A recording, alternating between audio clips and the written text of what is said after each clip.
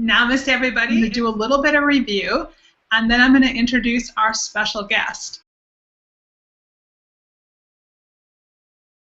I can feel that as we're diving into what does it mean to trust ourselves, what does it mean to follow that, that inner pull and to notice what's happening.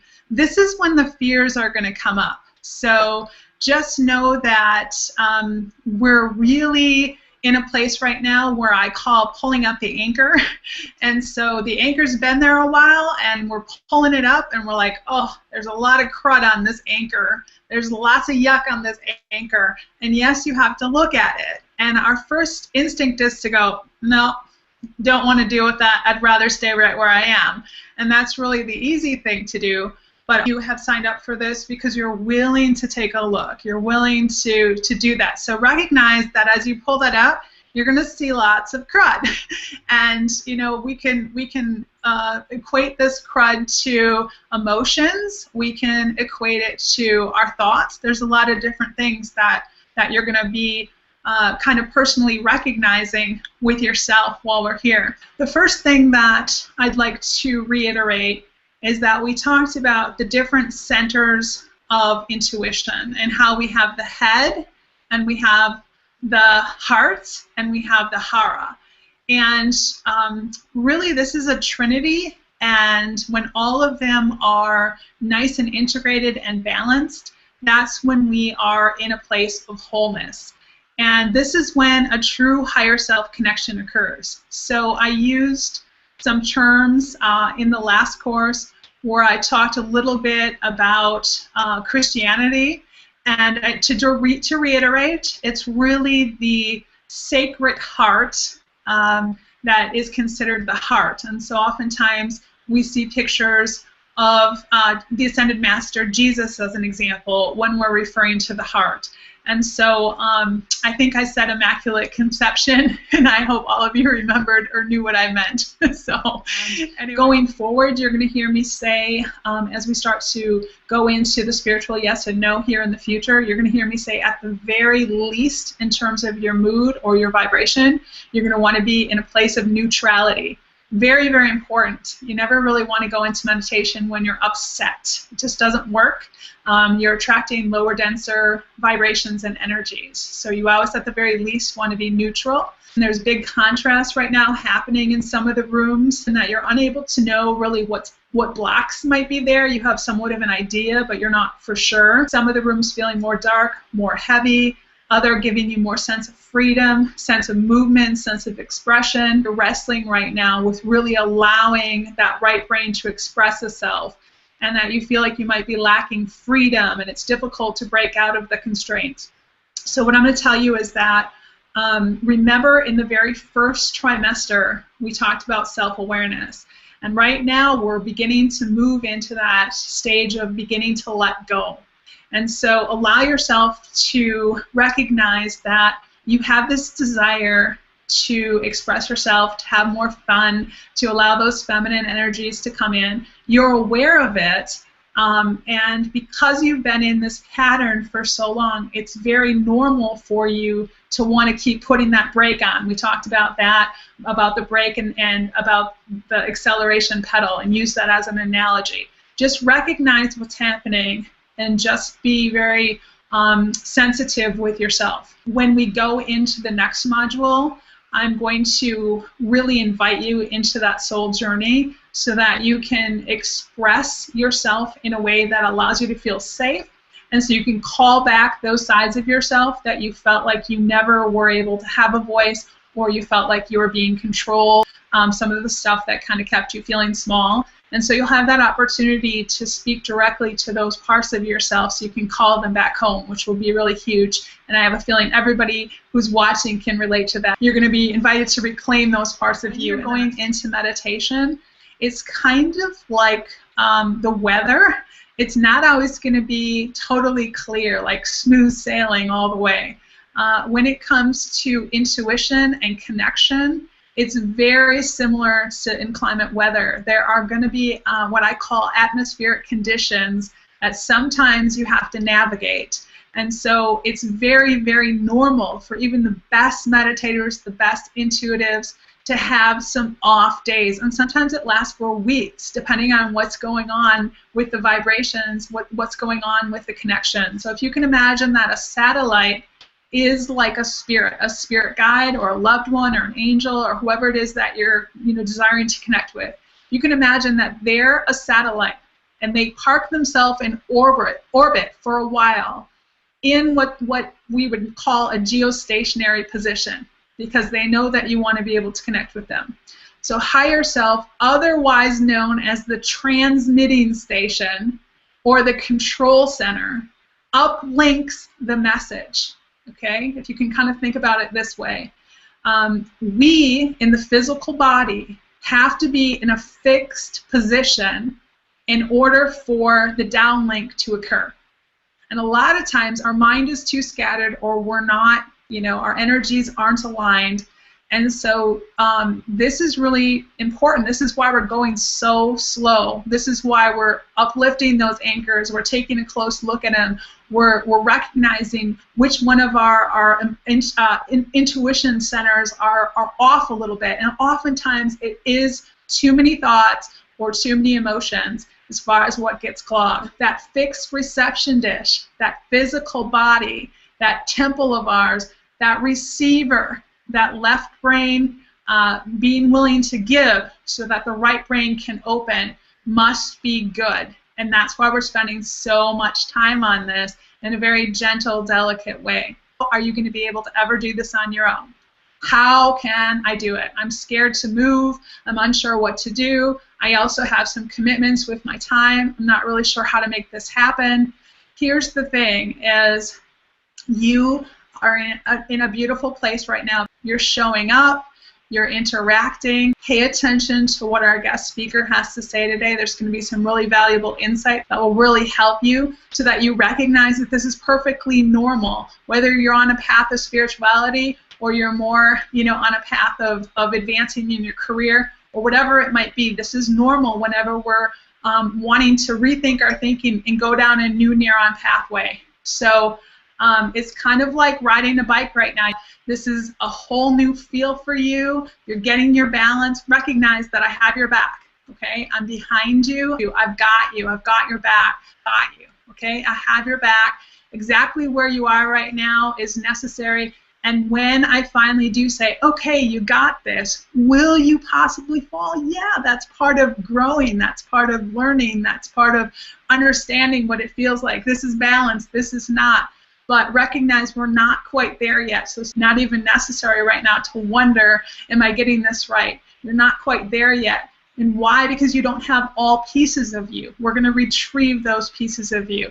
We're going to call them home, reclaim those parts of you so that you do feel balanced, you do feel whole, because it's really hard to be balanced when there's parts of you that are missing. Okay? So that being said, I'd like you to just be reassured that we're lifting up the anchor and we are having to peel back things like an onion right now. It's a lot of layers, but be patient, be gentle, be nurturing. You're exactly where you're supposed to be. It's all good. Okay? All right. So we're going to switch gears a little bit because I'd like to bring on our special guest. And what I would like to reiterate as I'm kind of transitioning into that is that when you're meditating and when you're feeling emotions or colors or things that are a little dense or a little dark, remember that this is really not something that I can say, oh, black means this or white means this. It's really left up to you in terms of how it is you want to interpret it, which is really important. It's really left up to the receiver, you, to interpret what it might mean to you. I can give you some ideas, I can give you some insights, but that's really all it is. This is a time for you to recognize, what does black mean to me? What does white mean to me? So gray, what does that mean if it's an in-between color? It's a range, for me, it's a range of all possibilities. Colors present itself rather than judge it, feel into them, recognize them, and understand that black, in terms of art class, in terms of spectrum, it is a combination of all colors. And so I always see black as very mystical and magical and full of opportunity because it's a symbol of unknown. It can represent a place of all possibility. It could be what feels like a death, feels like a mourning, feels like unknown. And, embrace that too. Whatever it is you're receiving, step into it, recognize it. And as our guest speaker is going to talk about, some of you are going to resist that, and she's going to talk about why that is and what that means and how it kind of ties in. So with that said, I'd like to officially introduce our special guest, internationally certified coach and trainer, Drew Rafkin. In 1998, Drew Rafkin founded Sane Solutions by Drew, which offers coaching and trainings to leaders, to teams, and to individuals who are experiencing, in particular, frustration, overwhelm, lack of focus in reaching their professional and personal goals. Does that sound a little familiar? With Drew, clients are empowered, and you all know I'm about self-empowerment. So she is not only a certified professional development coach, and what that means, for those of you who don't quite know what that means, is that she helps individuals and she helps teams align with who they are at work and in their personal life, and that then results in higher productivity, peace, and less stress, which is definitely where we're at right now, is how can we move into those energies. So Drew obtained her training and credentials as a professional certified coach, which is a PCC, if you've ever seen those letters after someone's name. She received that from the Academy for Coaching Excellence, kind of an advisor to different people, and she's been on the faculty, and she's certified by the International Coach Federation and routinely participates in continuing education classes as well. So I'm very, very honored to have Drew here. And I'm officially going to mute my microphone so that Drew can kind of take over. You're going to hear me pop in and out now and again, asking her some questions. Welcome. Thank you. I'm really happy to be here with everybody. So given where you are with this course right now, part of what we talked about is that some of you, maybe more than some of you, are experiencing depression. Maybe it's clinical, maybe you're just having a really hard time, and others of you are feeling stuck, whether it's in the meditation, whether it's in what you're doing with your work with Michelle, or just sort of in life in general. So I wanted to do a couple of things. One is, one of the reasons that Michelle asked me to talk to you about this is because I have experience working with people who are overwhelmed, frustrated, lacking in focus. Sometimes this sort of morphs into depression and being stuck. And then, so that's on the professional side. On the personal side, depression is something that I wouldn't say I struggle with it anymore, but I certainly have, to where you feel like maybe it's not a struggle, it's just part of what happens with you. And it can be really scary if you've never found any reliefs for it. It can be scary if it's new. It can be scary if you're not sure what it is. It's just not a fun place to be. Experience recent deaths of people who are close to you, and that can be a really big trigger. So I will start by saying that one of the things that I talk to my clients about if they're experiencing this is, after I've talked to them a little bit, the one thing that I always ask people is, when was the last time that you had a physical checkup? Not because I necessarily want you to go to the doctors and come back with a prescription for something, but because depression can be the result or the byproduct of a lot of different things. And sometimes it's simply our body just not working well.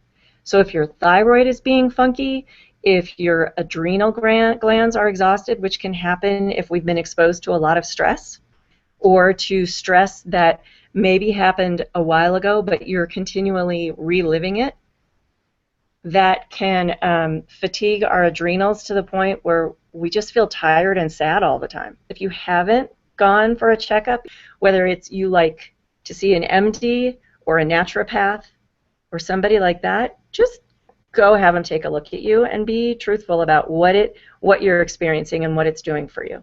So I know for me, some of the experiences I had were that I'm a pretty excited, There's a lot that interests me. I'm a fairly social kind of person. I don't mind spending time alone, but at one point I found myself spending a lot more time with my couch than my husband, my friends, my family, and doing a lot of crying for absolutely no reason. And I would drag myself to work out, and I would drag myself to my journal, and I would drag myself through meditation. And none of the things that they, tell you to do were making a difference. So I finally did speak to my doctor. So just get some maybe outside help if it's really, you feel like if it's really settled in. And know that it's a completely normal and natural reaction to sometimes just to the stress of our lives and to the ways that we're wired. Doesn't mean that there's anything wrong with you. It just means this is how you are sometimes.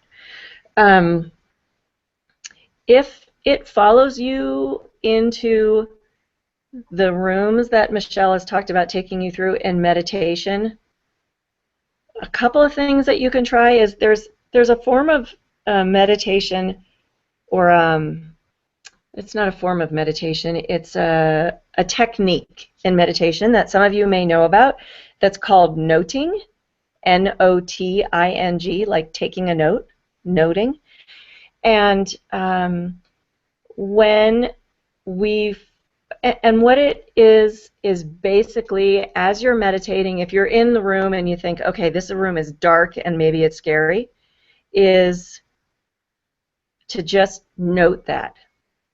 Just note, oh, I'm having a feeling or I'm having a thought. And then go back to whatever it is that you're meditating on, whether it's looking at the walls of the room, you're breathing, you're watching a candlelight flicker. But just so what it kind of looks like is, when I'm meditating, what it looks like is, oh, my foot is itching. And then I could go down the tangent of like, my foot is itching. I wonder why my foot is itching. I wonder if I should scratch my foot. Should I scratch my foot? That kind of thing. Or this room is dark. I wonder if this room is too dark. Should I ask Michelle if this room is too dark? The first one I would just say, oh, my foot is itching. That's a feeling. And then go back to whatever I'm supposed to be meditating on. The second one, I would just say, oh, I've noticed the room is dark. Great. That's a thought. And now I'm going to go back to my breathing. So you're just noting what it was.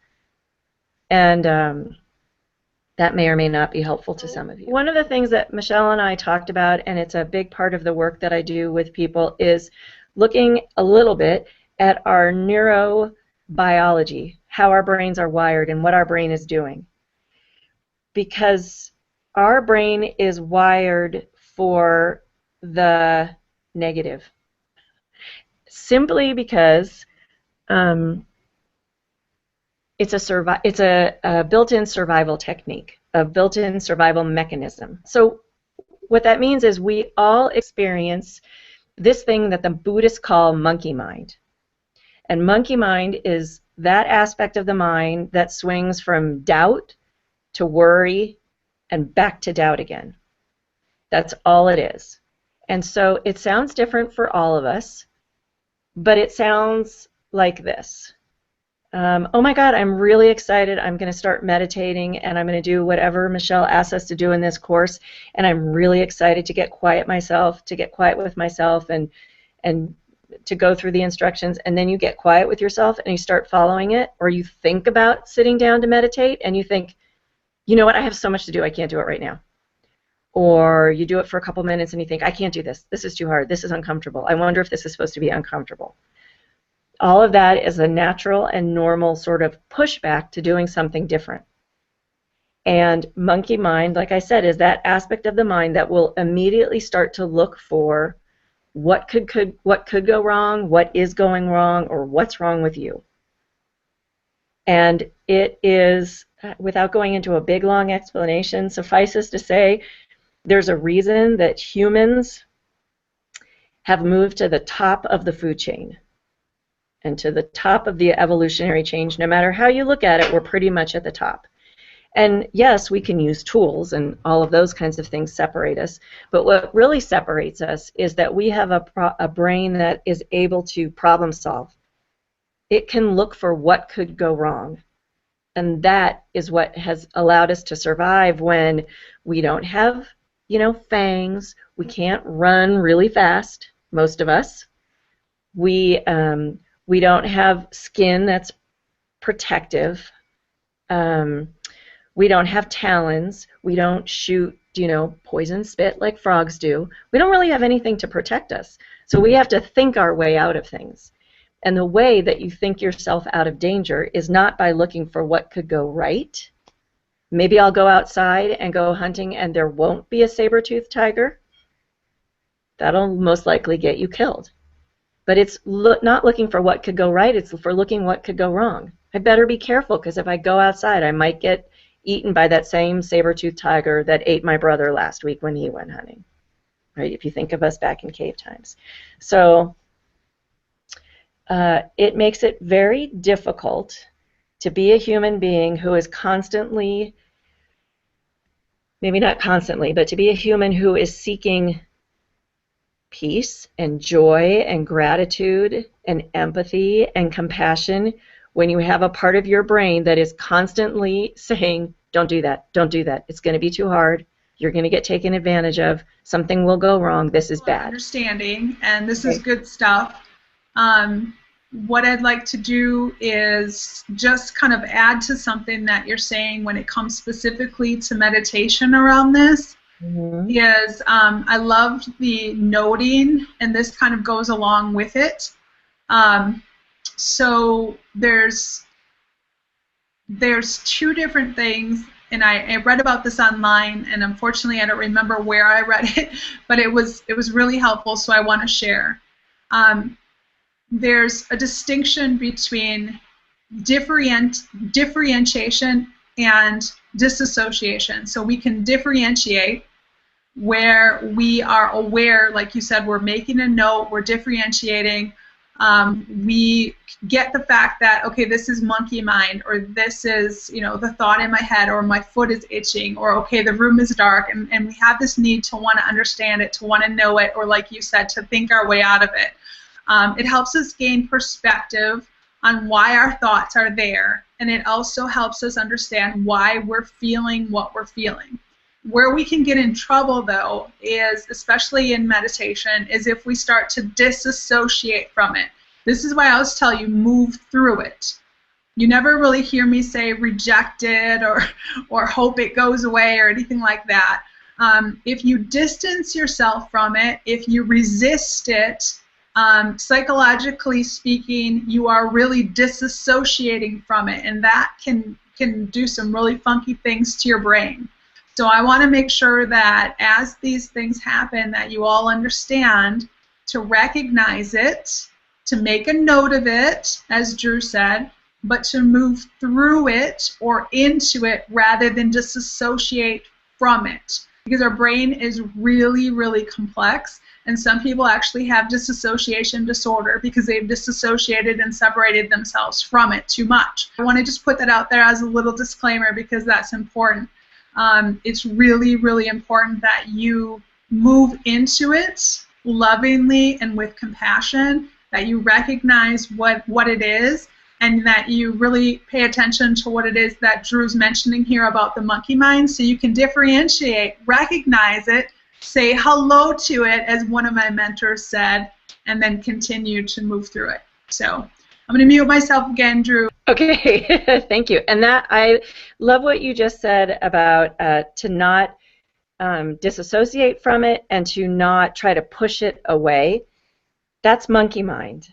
Monkey mind will tell you if something is coming in, because think of it, it will tell you if something is coming in and it doesn't want to come in by telling, make it go away. So the thing about monkey mind is it kind of it senses danger. That's another way of talking about it. The problem is monkey mind doesn't know the difference between you being shot at in a dream and you being shot at in real life. You're not only does monkey mind not know the difference, it's because your brain doesn't know the difference, right? So we all each have one brain, and then we have these structures that make up our brains. So you have your frontal cortex, where you do a lot of your reasoning and your strategizing.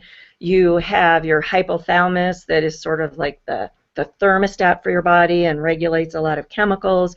You have your pituitary gland, which does some of that too. You have the brain stem, which is telling your heart to beat and your lungs to breathe in and out and the blood to move through your body, all of those kinds of things. You have the amygdala, which is where monkey mind lives, and it's the seat of fear and the seat of fight, flight, or freeze. Right? We all, when we get stressed, we usually react in one of three ways. You may react in all three, but we lean towards one. So we either get really pissed when we get stressed, and you know this is you. You kind of want to pick a fight when you get mad, or you just sit there and you can't move, or you just think, I gotta go. Right? So fight, flight, or freeze. And fight, fright, or freeze and fear, like I said, is based in this part of the brain, the amygdala, where monkey mind is. And your brain can't tell the difference between what is happening in front of you and what's imagined. So like I said, it doesn't know, are we getting shot at for real, or did I just dream, right? Because when you dream, you're in a car accident, or those dreams where you fall.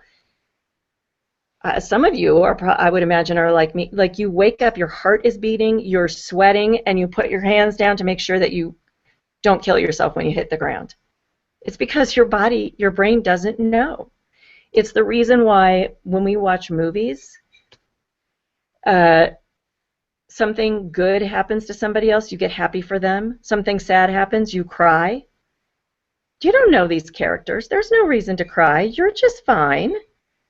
Right? Or I remember watching the beginning of that movie, Gravity, where they were in space and it seemed like they were going to be lost. My heart was about to beat out of my chest because my brain was processing all this information. So we have to, number one, learn that we have a monkey mind, which really not many people tell you. And number two, that little monkey mind is going to be looking for what could go wrong, and it's going to be a really loud voice in your head. And it is likely the thing that stops you from anything that you want to do, including telling you you don't have the time or you don't have the money. That's monkey mind. And one of the things that the most important thing I do with my clients is help them to discern between what's monkey mind and what's your voice of wisdom. Like, what do you know in your gut is true? Because that little voice is teeny tiny compared to the voice that's yelling, don't do it. Right? Or, I mean, check with yourself. The voice that says, you know, here's my little dream or my big dream. It's pretty quiet. The voice that says you can't do that and here's all the reasons why, it's pretty big. But let's say one of you wants to start a blog. I'm going to try to think of something relevant that people are doing these days. You have something to share, and you've been thinking it would be nice to start a blog and write. And you've shared it with other people, and maybe they've told you this is a good idea. Maybe you want to write a book. Maybe you want to start a business. Maybe it's anything, right? And you know that in order to do that, there are things that you're going to need to do. The minute you start to think about everything required to just start a blog, likely you're hearing all the reasons why you can't do it, why it's too hard, why you're not good at it, somebody else is better, all of that. That's monkey mind. And then there's a little voice that says, I know, but we kind of have something to say. When you listen to monkey mind, you take action based on those thoughts. If monkey mind says don't do it, you're probably going to distract yourself with something else. Right? You're maybe still longing to do it, but you're not going to do it. One of the reasons that a lot of us get what we might think of as depressed, like stuck, overwhelmed, exhausted for no reason. Like, I didn't run a mile, but I'm so tired, or I slept 10 hours last night, I'm still really tired, I just don't have the motivation, is because we're listening to what monkey mind says, and we're thinking it's the truth of what we think. I better not do that because here's all these reasons why I shouldn't, right? If you take actions based on your monkey mind, you will end up frustrated, resigned, maybe cynical, and there's a pretty good chance depressed. Because you know how Michelle talked to you about like depressing your feelings, depressing your thought, repressing your feelings, things like that? Every time you listen to monkey mind, you're not listening to your voice of wisdom, you're listening to what could go wrong. And then every time you take an action contrary, or you ignore taking or avoid taking the actions that would help you move forward, you're listening to monkey mind. And it's like, this is the one part of ourselves that I cannot explain any better than this. Your soul, somewhere inside you, there is a piece of you that knows you are not doing what you should be doing. And when I say what you should be doing, not what people are telling you to do, but what you know is for you. I have so much to share. I just want to write a paragraph on a blog once a week and let people know about it.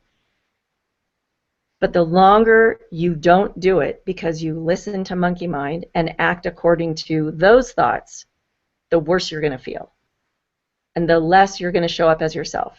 This making sense?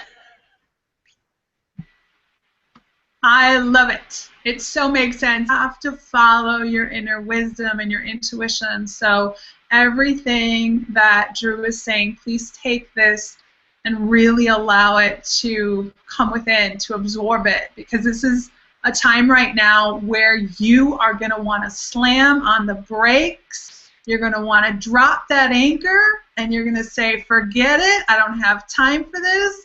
I know I invested in this, but forget. I mean, we are in the midst of it. And so that's why I wanted Drew to come on to explain that this is totally normal. Again, it doesn't matter if we're on a path of spirituality, self-help, if we're, you know, a professional who doesn't even understand self-help or spirituality. It doesn't. This happens. It's everybody is wired to think like this. Drew, if we can hear from you, like, how do we get out of it now that we're in the pain and we can relate to what you're saying? How do we stop the monkey mind? What do we do? That's the question. That's the $1 million question. So the short and annoying answer is you don't get to stop monkey mind. There is no way to stop monkey mind. Monkey mind is a sign. If you're experiencing a lot of monkey mind, you are up to some big things. If you never experience doubt and worry, I am going to assume that you're dead, or dead inside, which is not good either. But we only experience monkey mind if we're trying to move forward, or if we're trying to clean up some things in our lives so that we can move forward. That's it. Think about this, when you are zoning out, do you know those where you just have to, like, please God, can I just have a movie so that I don't think about anything? And when you're in that place where it takes you away, there's no monkey mind, unless, every once in a while that voice creeps in and goes, we said we were going to write our blog tonight, but we are watching a movie, and then you dismiss it, right? But having a lot of monkey mind, or any monkey mind at all, is a sign that you're up to something. Now, the worse it is, the more uncomfortable you feel with it, the more you know you're up to the right thing. Because monkey mind is taxed with your survival, maintaining the status quo. And the more important something is to you, the louder it will be. So if it's normal, if it's natural, and if we can't make it go away, then what do? It's a bit like what Michelle talked about when not trying to, I can't remember the words that you just used, don't push it away, don't pretend it's not there when it comes to these thoughts in meditation or just in life. It's rather than, so what I say, what my clients do is when they notice it's monkey mind, okay, thanks for sharing. Just thanks for sharing. Now, what was I just doing? Oh, that's right. I was going to, whatever it is. And you might have to do that. I do it 100 times a day. literally, especially when I'm up to something new, is just consistently noticing the same way in meditation, noticing that you've gone off track, thank Monkey Mind for sharing, and then, all right, what was I doing? And the reason that I say thank Monkey Mind for sharing is you don't want to engage with it. You've probably all done this, I know I have, is you try to talk your monkey mind out of what it's saying, and you're never going to win. And it's never going to stop. So rather than doing that, we just thank it for sharing and get back to what we were doing. If monkey mind is really loud, I imagine you're up to something really big, meaning there's something really important to you, like that is important to your core that you want to do, or that you want to somehow demonstrate. It's one thing to think about it. It's another thing to demonstrate it in our daily lives. Nothing wrong with yelling back at your monkey mind. However, there's this to think of. We have a finite amount of energy, right? I mean, there's a reason you got to go to sleep every night. You have a finite amount of energy. And it takes energy to yell back, or to, just like, shut up, monkey, right? Whatever it is, or to, as many curse words as whatever it is.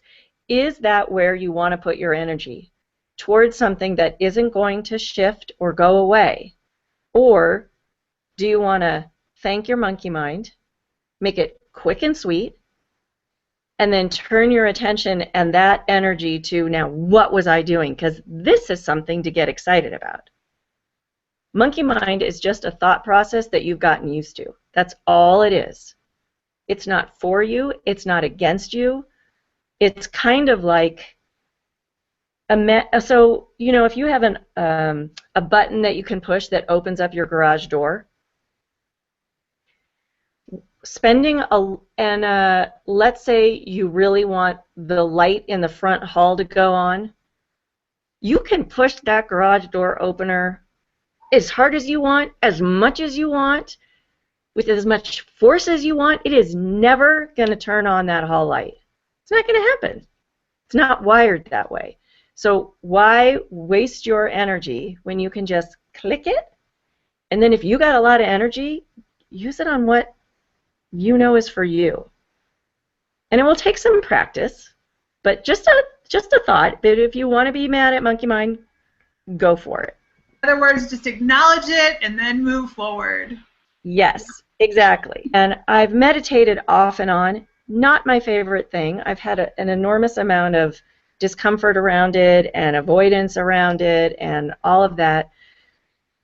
But I've inherently kind of known that maybe it would help to quiet my mind down and to help me funnel energy in a different way and to experience some more ease, because I feel like my brain is working a lot and I have trouble asking it to stop. And I've always heard that meditation is good for a lot of those things, along with our health and brain plasticity, which is sort of having your brain continue to grow and change and develop. And meditation is supposed to be very good for that. Headspace.com is one of the many applications that are out there. You can find it on the web. I use it on my phone. And it's a meditation app. There's a bunch of them. This is the first one that's worked for me. And the reason that there are a bunch of them is because so many different things work for so many different kinds of people. And I figure if my loud, persistent, annoying, cursing monkey mind can calm down a little bit, or at least it probably hasn't calmed down, but I've learned to redirect in a way that I haven't been able to do before I started to do this. So that's just a little resource I wanted to share with you. If you don't take away anything else from our I was going to say our conversation, but my talking at you for the last, minutes, it's knowing these few things. If you have monkey mind, there's nothing wrong with you. You are, in fact, healthy. That's number one. Number two, monkey mind can actually, a lot of women surmise that they're going crazy because they have monkey mind. They're not. The third thing is continue to, when you notice that you're experiencing monkey mind or doubt or worry, to just try on the idea, maybe this is that monkey mind voice that Drew was talking about, and practice saying thank you for sharing and going back to what you were doing. Those are just a few things. A question that might be helpful to write down to keep with you for a little while, stick it in your pocket, write it somewhere where you see it, is if I weren't listening to monkey mind right now, what might I be doing instead? And the nice thing about that is you don't have to thank monkey mind for sharing, but you're kind of creating this gap where you can notice, oh, that might be monkey mind. And if it is, great. If it's not, great. Is this what I want to be doing? Or listening to this voice? Or do I want to make that phone call or sit down and meditate or do my homework for Michelle's class or bang out the first sentence of my blog? Yeah, this is good stuff, and it was really timely. So thank you, because as I mentioned, you're all at this place right now where we are, for some of you it feels dark because you are in that soil and you're just about ready to pop out of the soil. And monkey mind wants to keep you in your comfort zone, wants to keep you in that place where you've been for some time. And call it left brain, call it monkey mind, call it too much thought, call it whatever you will, because monkey mind can come in the form of emotions too. So we can call it all different names, but recognize what that is for you and how it's impacting you. That monkey mind is so loud. It's totally okay, because that small, quiet, gentle, loving voice is saying, it's your time. Make the move.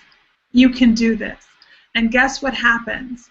The more that we allow that voice of fear to get in the way, the more uncomfortable the universe, God, Creator, Spirit Guides make our life more and more uncomfortable. And then, as Drew said, your energy that was lighter and exciting and loving starts to get more and more and more and more depressed.